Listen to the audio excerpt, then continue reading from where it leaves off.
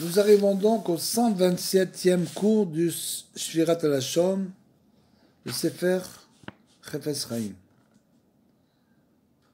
Comme pour les autres formes de la Shonara, la halacha ne fait pas de différence entre la rechilut, donc le colportage de ragot, explicite, et celle qui n'est que sous-entendue.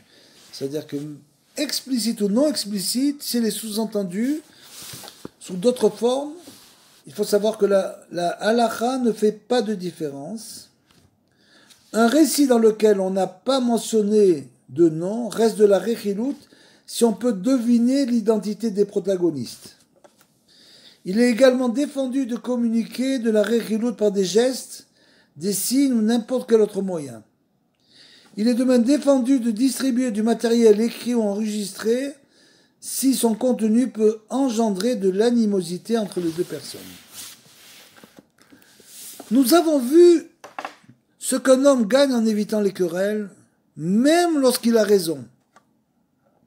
A fortiori lorsqu'il a raison. Mais qu'en est-il du rival qui lui a fait ce tort et gagne de l'argent à ses dépens? Naturellement. Il n'est qu'un sot, car ses crimes ne lui rapporteront pas un sou de plus que ce qui a été alloué à Rosh Hashanah. En privant son voisin de ce qui lui revient, il se verra privé de ce qui a été décrété pour lui. Ses péchés, en fin de compte, lui feront également perdre ses gains légitimes, car comme l'enseignent les sages, tel est le châtiment de ceux qui imposent leur propre fardeau à leur prochain. C'est écrit dans la Masachet Souka. Nos sages enseignent également, si tu prends ce qui ne t'appartient pas, tu seras privé de ce qui t'appartient. Agir malhonnêtement, c'est échanger le canal par lequel Dieu donne la subsistance contre le canal frauduleux et faire dire à Dieu non seulement les mécréants volent, mais encore ils m'importunent et m'obligent à rendre leurs biens à leurs propriétaires légitimes. La Sechet Sanhedrin. C'est-à-dire en quelque sorte, ça oblige Hachem, à cause du ramaï, à cause de ce mécréant, oblige Hachem à lui reprendre son bien et à la rendre à la personne à qui il a volé.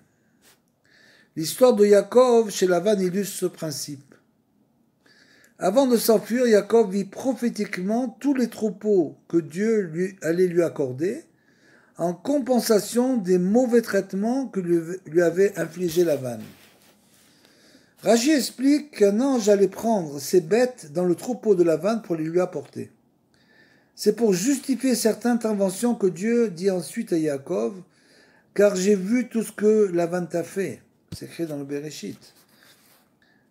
C'est ce que Yaakov lui-même explique ensuite à Lavan, « Je t'ai servi 14 ans pour tes 2 filles, 6 ans pour tes troupeaux, et tu as changé mes gages une centaine de fois. » Quand on a dit tout à l'heure que ça oblige Hachem à rendre à son propriétaire l'objet qui avait été volé, il est écrit là que bien sûr c'est évident que rien n'est difficile pour Hachem. Quand Hachem dit « il m'importune », non seulement les mécréants volent, mais encore ils m'importunent et m'obligent à rendre leurs biens à leur propriétaire légitime. C'est quoi il m'importune? Signifie qu'il l'oblige à intervenir dans le cours naturel des événements pour rétablir l'ordre, pour rétablir le tzedek et la justice.